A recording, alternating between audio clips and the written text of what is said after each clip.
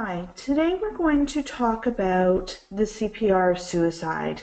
It's important to note that Durham College Day School has changed to their students attending the Safe Talk, and there are a lot of great assessment tools out there for suicide, and I would highly recommend that if you have the opportunity to take the ASSIST certification. But it's impossible to teach the Safe Talk through an online portal because it's a private company that teaches it. I also want to qualify that the CPR of suicide, Distress Center Durham's model, has been taught in the Durham College Crisis Intervention course for over 10 years, and so that's the model that we're going to learn today in our online course.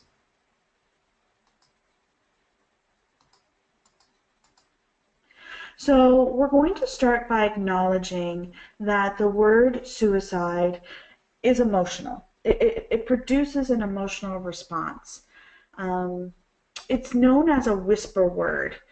There have been many of these words along our history, typically associated with subjects that were stigmatized. So, for example, being gay, the word gay has been a whisper word, or associated with mental illnesses, or even medical conditions like AIDS. People just were so intimidated by the word that they wouldn't say it out loud, they would just whisper it. Many of those societal issues that I mentioned before have made great strides in overcoming the stigma. It's not as unique to be diagnosed with a mental illness now, but suicide hasn't really broken that barrier, and there's still a lot of taboos around it. So as counselors, or as crisis counselors, we're going to use the fact that this produces an emotional response to our advantage, and I'm going to show you how to do that a little later on in the session. But let's just first acknowledge that it's difficult for people to talk about suicide, that it produces a lot of feelings of being uncomfortable or of being angry, but generally speaking, there's a huge sense of vulnerability and hopelessness around the issues of suicide. Today we're going to take a look at the 7 risk factors associated with suicide. And I'm also going to qualify by saying that many of these risk factors have statistics attached to them, and those statistics will be available for you in the module.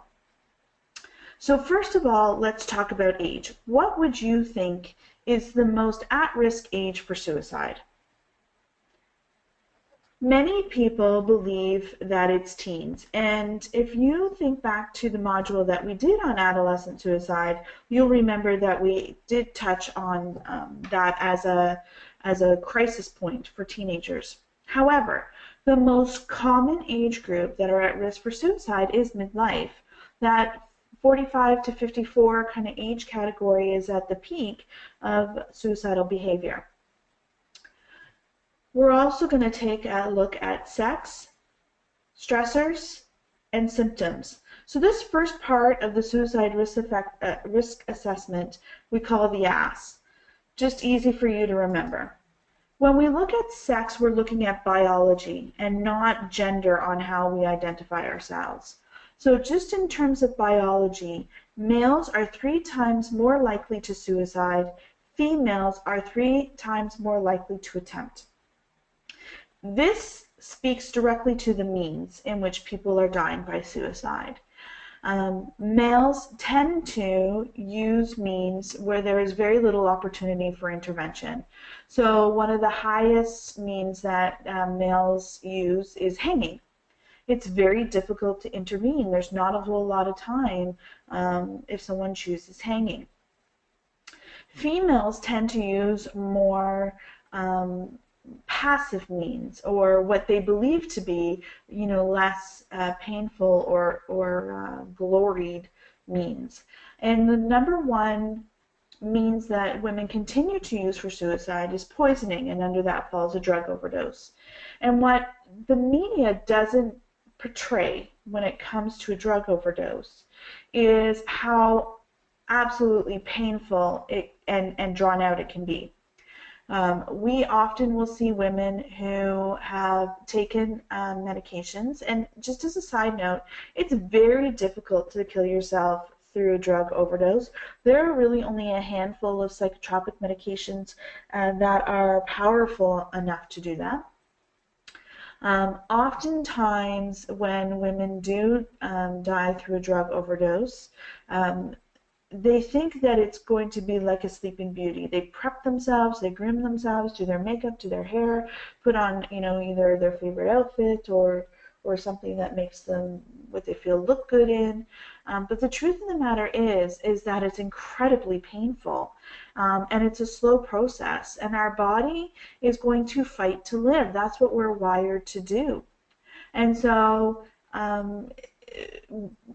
people who do a drug overdose will fight for every single breath that they can get as the organs shut down one to one. And the body will try to expel those toxins. And so oftentimes we'll find people who've done a drug overdose in the fetal position, covered in their own vomit and urine and feces, and most times they have asphyxiated on their own vomit. So we need to be honest, especially with our females, that this is not going to end the way they want it to be, and this is how they're going to be found. And we'll talk more about that a little later on too, in using those hooks for people. One of the themes that we've come through, hopefully come through in these modules, is that anything can be a stressor. What we're really talking about is people's resiliency to overcome these obstacles. And a lot of times what happens when people reach the point of suicide is that those stressors are compounded. It's not just one thing, it's a lot of things. Let's go through some of these stressors just to point out the significance of why they're on this list. Loss. When we lose someone through death, it can cause some complicated feelings, and we have a module in this course that talks about crisis of bereavement. It can really send people into issues around depression. There could be issues around post-traumatic stress, depending on the way someone died.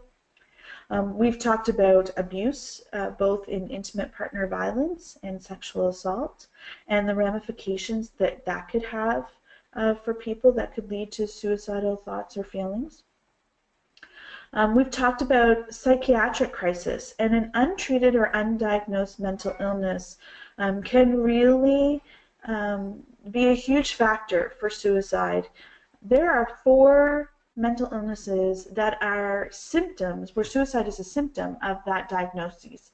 So depression, schizophrenia, bipolar disorder, and borderline personality disorder all have the symptom of those suicidal intrusive thoughts.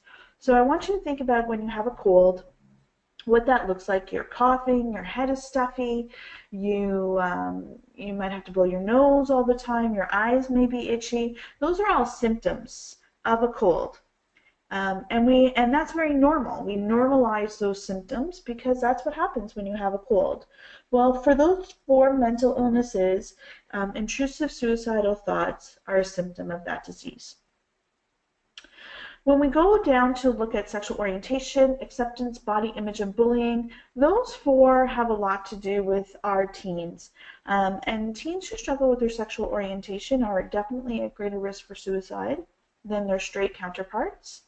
And we've talked about bullying in our adolescent crisis, that bullying is the #1 reason why teens suicide, and we know that suicide is the 2nd leading cause of death for teens in this country. So how would we recognize if our client was suicidal? And we assess this in terms of what they're saying to us, how they're behaving, and what they might be thinking. So in terms of what they're saying to us, let's look for those verbal cues. What verbal cues would people give us to let us know that they're struggling with suicidal thoughts or feelings?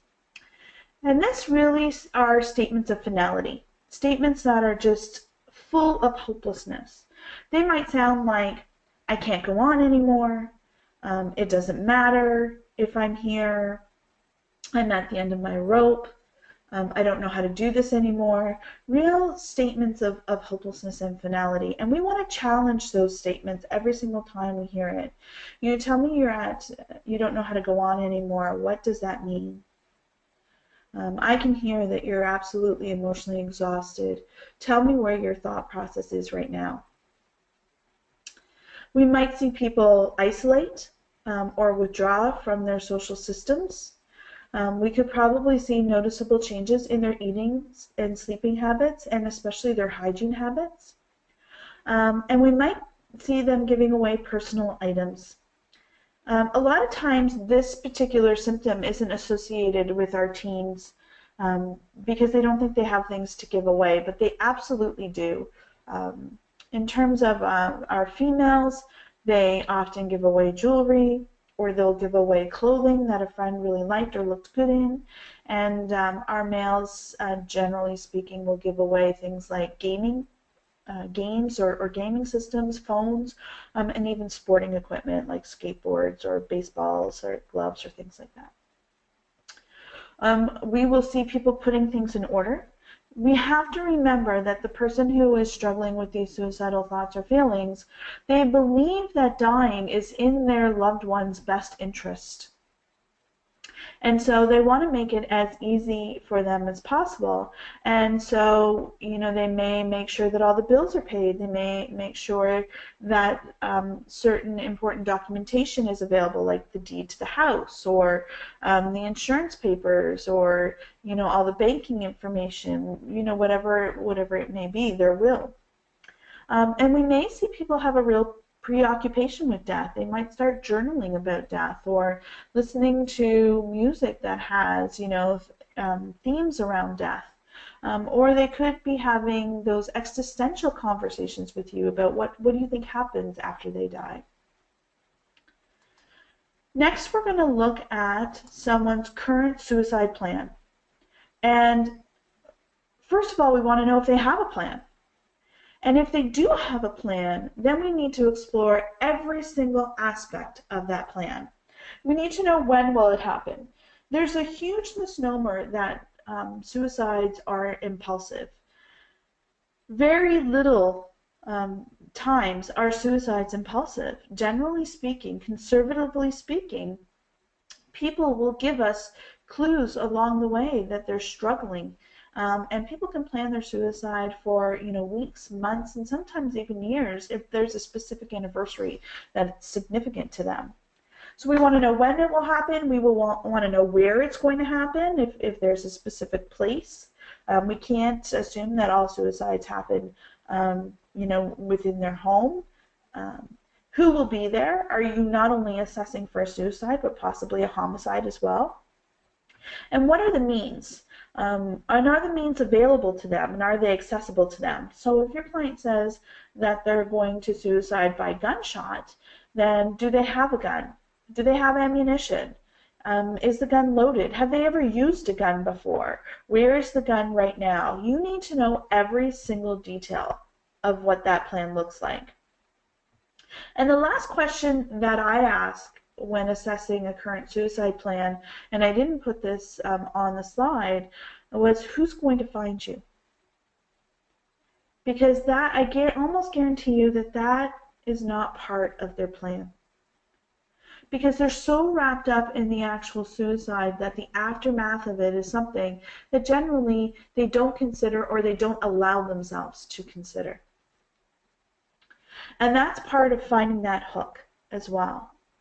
Something that's going to start them thinking about the future, start to think about the ramifications of this particular decision. Who's going to find you?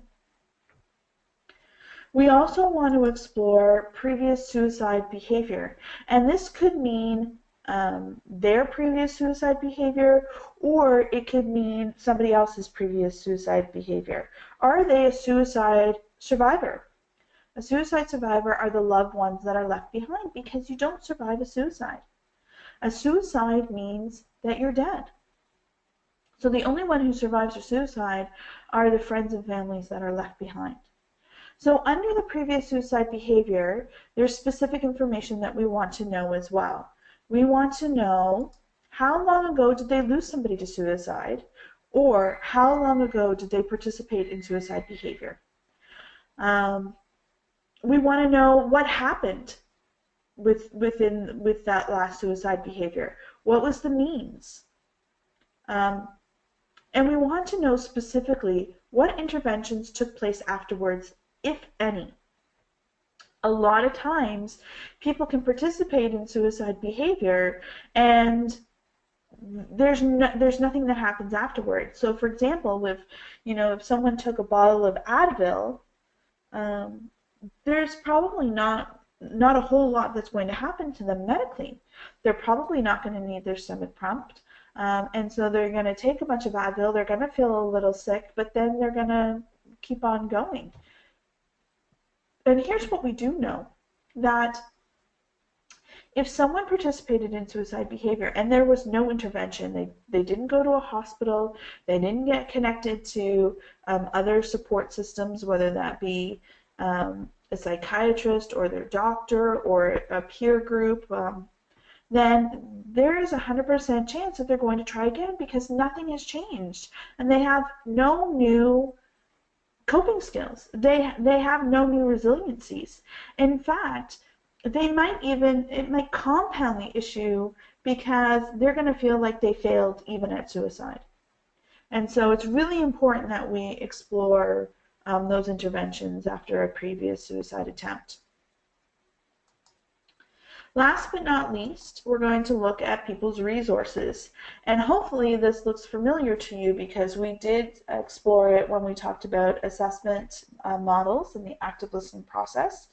And so we look at the supports that clients have in their life, their internal supports, their external supports, and their peripheral supports. So sometimes it's very difficult for us to understand how somebody could get to the point of a suicide. And I want to do a visualization exercise with you right now. I want you to imagine that you're in the middle of an ocean. Just close your eyes and listen to my voice. Imagine that you're in the middle of the ocean and it doesn't matter how you got there, but you're alone and the water is cold and the waves are high. And as you're trying to tread water and look for someone to come and rescue you, a huge wave crashes over your head and drags you down into the water. And you fight with all of your energy to get to the surface again to take your breath. And you look around and you can't see anything. It's pitch black. And you feel alone and afraid. And the next wave comes over you and sinks you into the water. And again, you struggle to the surface to catch some air, and you're tired. You've been doing this for hours and hours, and it's getting harder and harder to tread the water. And the next wave comes over you and brings you into the water, and you struggle to get to the surface because your arms are heavy and your legs are exhausted from kicking. And you think in that moment, I just don't know how much longer I can keep on doing this. It would be so much easier with the next wave to just let go. It's not that you want to drown. It's that you just don't know how much longer you can keep on swimming. And that is the mind of somebody who's suicidal. It's not that they want to die. It's that they just don't know how much longer they can keep on living in this emotional pain that they're in. And hopefully that imagery will stay with you as we go into the actual assessment part of this model, to keep that just in your mind. What I want you to do now is I want you to take a minute and just go through the 7 risk factors that we looked at. So age, sex, stressors, symptoms, current plan, previous suicidal behavior, and resources. And I want you to rank them. 1 being the most influential factor, what is the most important thing when we're assessing for suicide, and 7 being the least influential factor. If we didn't assess for it, it wouldn't make any difference to the person. So just take a couple more seconds and do that. Rate them down.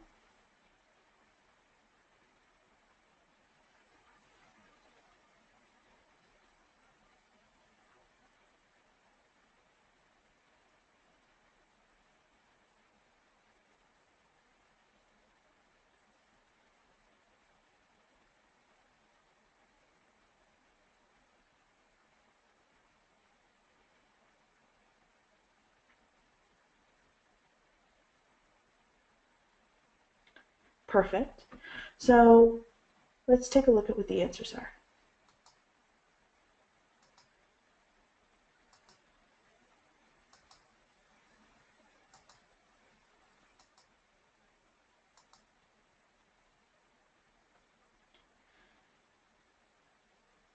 How many of you are surprised by that? Resources are the most influential factor when we're assessing a suicide, because if people can't identify a reason to live or a person that is a support to them, then why would they?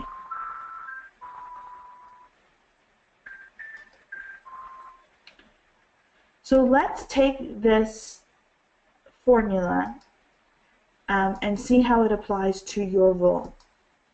So you can see now why we call this the CPR of suicide. So really what we're looking at is the current plan, the previous suicidal history, and the resources that people have. So what this means is, if your client does not have a current plan, they don't have any previous suicidal history, and they can identify lots of supports in their life, or even some supports in their life, then their risk is low. It doesn't mean that they don't have a risk. It just means that it's low. And so your role is to be non-directive. And what does non-directive mean? It's all those wonderful active listening things that we talked about in that module, the active listening module. So we're going to provide empathetic responses. We're going to ask open-ended questions, and we're definitely going to explore the suicidal feelings, but we have lots of time to do that. If our client, or if your client, can identify one of the CPR, then they're at medium risk, and our role becomes cooperative. We're working with them. The conversation is a little bit more even. We're not going to completely let them be in the driver's seat. There's information that we need, and so we're going to have to ask some more questions. We're going to have to introduce some more closed questions to get the information that we need. But if our client or your client has 2 or all of the CPR, then they're at high risk, and our role is to be directive. We are now in charge. And that means that there is specific information that we need, and we have to ask it. So we want to be a little bit more authoritative in our tone of voice, and we want to make sure that they know that we're absolutely there to help, but we need to get some information here. That leads us to the linear suicide intervention model. Now, back a couple of decades in the 50s and 60s, the province of Alberta experienced an oil boom, and many people sold everything that they had to move to Alberta to kind of cash in on this windfall. But then the oil dried up and the economy plummeted. And when the economy plummeted, the suicide rate increased. Alberta's always been a bit of a progressive province, and so they hired a number of PhDs who study suicide, and we call them suicidologists. They're amazing people, and they've dedicated their life to learning more about suicide and putting proper supports in place. So this linear suicide intervention model was introduced, and the suicide rate went down. And so this model has been adapted for distress centers across Ontario. So the first part of the model is called A, and that's called achieving the relationship. So in achieving the relationship, we're going to employ all of those active listening skills that we talked about in that module. We're going to establish trust and rapport by replying empathically to people and identifying and validating the feelings. We're going to ask open-ended questions to allow the person to discuss their story, to tell their feelings. But we are going to introduce the issue of suicide. We're going to identify it, and how do we do this? And honestly, this is where things get really scary, because you have to ask them. You have to use the word suicide, and I can't stress this enough. Using language that is vague is going to be disastrous. It might feel more comfortable to you to say, are you planning to harm yourself? But there's a huge difference between harming yourself and taking means to end your life. Besides, we know that this is an emotional word. We know that it produces emotional responses. That was the very first thing that we talked about. And this is where we need to use it. Are you talking to me about suicide? When you say to me that you can't go on anymore, are you telling me that you're having feelings of suicide? It's really important that you just put it out there. And I know how frightening that is. There's this underlying fear that if we ask somebody about their suicidal behavior, that somehow we're responsible for it. Or we're responsible for putting the idea in their head. And I can guarantee you that that's not possible. You can test this theory out on anybody as many times as you want. That if you go up to a person and say, are you suicidal? And they say no. That they're not going to turn around and say, now that you mention it, maybe I should think more closely about suicide. It will never, ever, ever happen. I will challenge anybody that if I have to ask somebody if they're feeling suicidal, then they have given me some sort of clue, some sign that that's what they were thinking about. I'll tell you a story. When I worked for Distress Center Durham, I managed their helplines there on and off for 12 years. And I was talking to a young man on the phone, and he called sobbing, and there was a lot of things going on with his family. And I can't even describe to you, there was nothing specifically that he said or did, but there was just an instinct, a feeling, and maybe it was just the level of distress that he was in. And I said to him, this might sound like it's coming out of the blue, but I need to ask you if you're talking to me about suicide right now. And he started crying even more. And he said, how did you know? And I answered honestly. I said, I don't know how I knew. And he said, I came in the kitchen to grab a knife, and I grabbed the phone instead. Follow those instincts. Helping someone identify the issue of suicide actually is giving them permission to talk about it. And you have then opened yourself up to a person who can be trusted. If your client says, no, I could never think about suicide, oh my God, no, then you've got to take them at their word. And you continue in the A part of the model. But every single time the issue of suicide comes up, you need to challenge it again. And it might sound something like, I know that I asked you this before. I know that I asked you if you were suicidal before, and you said no. But now you're saying that you just don't see any point to going on. So I need to ask you again, are you telling me that you're having thoughts of suicide? It's very, very frightening for somebody to admit that they're having those thoughts, because again, the issue of suicide is so stigmatized, and there is some sort of thought process for people that if I admit to having those feelings of suicide, then I must be crazy, and if I'm crazy, I'm going to get locked up. So we need to approach this with an understanding that people are feeling terrified, they're feeling vulnerable, they're feeling anxious, and it's much easier to say, no, I'm not, than it is to say, yes, I am. So we're going to address the issue of suicide every single time it comes up in our conversation. If our client does admit to having suicidal feelings, even just feelings, well, I've thought about it. Then we're going to move into the B part of the model.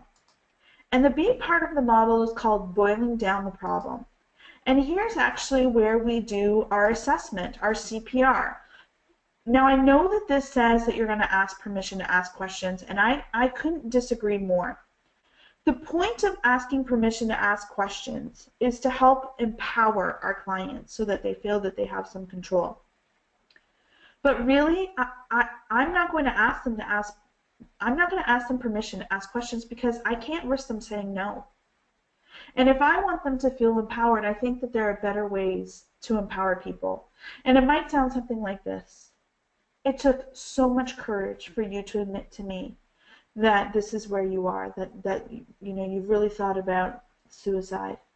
And I want to get you the help that you need. I want to make sure that that's not a road that you have to travel alone.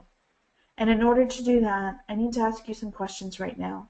And we can go at a pace that you're comfortable with. I feel like that's just as empowering and just as respectful as asking permission to ask questions. But it's not giving the option to say no. So then we're going to talk about then we're going to do our CPR. We're going to ask them about the plan. We're going to get all that information from them, as much as they're willing to give us. We're going to talk to them about their previous suicidal history, or if they've lost somebody to suicide. We're going to then take a look at their resources. At this point, you may want to draw out that wheel to identify their internal, external, and peripheral supports. Chances are, at this point, their internal supports have diminished, and we're going to revisit those support systems in a little bit. So from boiling down the problem, this is where we're assessing. We're going to know their level of risk. If their level of risk is low, then we're going to go back to the A part of the model. And we're going to continue to achieve the relationship, and we're going to continue to provide those amazing active listening skills, and we are going to continue to acknowledge the issue of suicide and reassess. But if our client, through our CPR assessment, we determine that they're at medium or high risk, then we are going to move to the C part of the model. And the C part of the model is contracting for action. So before we start discussing this, let's take an understanding that the person is in crisis and their coping skills are suspended. So they are not thinking logically. Their thought is distorted. And our goal here is to find that hook. Anything that will motivate that person to hang on. We're going to look for a reason for them to live. Some shimmer of hope, that ship is going to come. So remember that imagery that we gave you where you're alone in the ocean. If by some chance a ship came by, a boat came by, and threw you a life preserver, you are absolutely going to grab onto it. It's not like you're going to look at that life preserver and say, you know what, I think I'm just going to hang out here and potentially drown. You're going to hang on to that life preserver because it's a symbol of hope. And that's what you are to people. You are their life preserver. You're going to be the one that they cling to in order to get them to the boat. You're not the boat. You're the life preserver. Your role is brief. It's just to bring them to safety. You're going to explore all possible options and decide together on a plan of action and follow up. Remember that your role here is to make them safe. So when you're finding a hook, you're going to use any means that are available to you. What about your children? You're going to, if they're looking at a drug overdose, you're going to describe the drug overdose. It's not that you're going to lie to them, but you may have to force some thinking that might help change their mind. This is what is going to happen to your children. They're going to have to grow up without you, and that can cause a lifelong of their own mental illness. They might be at more risk for suicide. Who's going to raise them? What's going to happen to your dog? Your dog's going to be put into a shelter. So, you want to kind of use any motivation that's going to make a person hang on. And despite your best efforts, even the most skilled crisis counselors, there may be a point where emergency intervention is needed. And that is not a reflection on you. That does not mean that you failed to de-escalate. It just means that your client is at that level at risk, that they need more support than what you can provide in that moment. The life preserver is not enough. They need a dinghy to go out and rescue them. That's all that it means. If you can find a hook, if you can de-escalate your client, then once that happens, you can go back to the A part of the model. And that's why this process is linear, because you can go from A to B, you can go from B to C, and back again, but you can also go from A to C and from C to A. When we looked at the active listening process, it was a process. There were steps involved in it. But the linear suicide model, you can go back and forth very easily. So we know that resources are the most important feature, risk assessment factor that we're assessing for. And so we're going to review this information, and it is review. You looked at it when we talked about active listening. So what are supports? Supports offer physical and/or emotional systems that offer aid, assistance, comfort, or intervention to the person at risk. But what's key here is that they always must be considered from their perspective. I have a wonderful, amazing relationship with my family, and I go to them when I have problems in my world, and they support and love and cocoon me in that. But I can't assume that just because I have that relationship with my family, that everybody has that relationship with their family. And in fact, somebody's family might be part of the problem. So we always have to see supports from the perspective of our clients. So reviewing the types of support, we have internal supports. These are personal feelings within us. It could be faith, spirituality, our personal value system, but especially those future hopes and dreams. The magic question, the social worker magic question used to be, it may still be in some instances, if I had a magic wand and I could tap you on the head and make all of your problems go away, what would life look like? It's patronizing. It's patronizing because you don't have a magic wand and you can't make people's problems go away. And quite honestly, that's not your job. But if you said to somebody, if you could wake up tomorrow and had the skills and resources to cope with this problem, what would life then look like? It's going to get you to the same place, because the goal is that we want to know what that future looks like to them. What's their end game? With all of this out of the way, what is their vision for the future? But it's not patronizing them. We can give you skills and resources. We can build up your resiliency. We can show you different ways to cope under tremendous stress. But we cannot tap you on the head with a magic wand.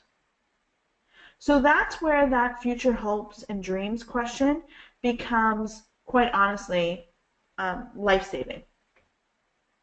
And then we have our external support. So these are the people that are already present in our lives. It could be family members, colleagues, clergy, doctors, neighbors, co-workers, a boss, a teacher, a coach, any people that are already there that we trust. I would often ask people, who would you call at 2 o'clock in the morning if you needed them? Because those are the people that you're going to reach out to. And then we have our peripheral supports, which are, community or professional supports, and they could be things like helplines, crisis services, intervention teams, support groups, doctors, counselors, or therapists. Here's our support wheel. Here's what it looks like. It's really easy to draw out when you're working with someone, and you could talk them through this process. You can help them fill it in, by giving them suggestions. And this visual helps people see where their supports are really robust and where their supports are lacking. And part of your goals can be to get more supports in place to help them through this issue. You have to remember that you cannot take on responsibility for someone else's life's choices. You are only with them in that moment. You are the life preserver to get them to the boat. If at some point down the road they decide to jump back into the ocean, that's not on you. That's not on you. That's their choice. You need to make sure that you are a member of a team, part of the support network for that person. You cannot be the entire support network for that person. You also have to engage other professionals, friends, and families. And you have to be able to talk about your feelings. It can be very scary supporting someone who's suicidal. So make sure that there are teams or programs at work for debriefing. And finally, it's important to note that the risk of burnout is very high for crisis workers. And so we have to take care of ourselves. And when we get to the final week of this course, we're going to talk about worker burnout and self-care and all of those great things. So hang on to that one for just a little bit longer. Before we end this webinar or this video, I wanted just to go through the practical assignment, and I'm just going to go back a little bit here because there is an attachment where you're going to have to assess people's level of lethality, and it's important that you do this because it's going to be on your final exam. There is going to be a case presented to you, and you're going to have to be able to assess. So the first part of this, the ASS, oops. So the ASSS, you're going to determine between someone's age and sex and stressors and symptoms what their level of risk is. Is it low risk, medium risk, or high risk? Keeping in mind that the ASS, those aren't the most influential factors that are assessing suicide. But the assignment is going to ask you to kind of rate, put a plus or minus against the CPR. So, if they have a current plan, then you're going to put a minus there. If they have previous suicidal behavior, you're going to put a minus there. If they're, alone in this world without any supports, you're going to put a minus there. And that's going to mean that they're at high risk and your role is directive. And what part of the model would you then be in? You're going to be in the C part of the model. Just a note for your own benefit, you're never, for the sake of this assignment, you're never in the B part of the model because the B part of the model is where you're doing your assessment. If you have any questions at all about this formula and about how to assess suicide, please contact me. We'll arrange a time where we can Skype or we can talk, and I will walk you through this process again. It's been my pleasure to teach you this model in a totally different way, and I hope that you have learned a lot. Thanks so much.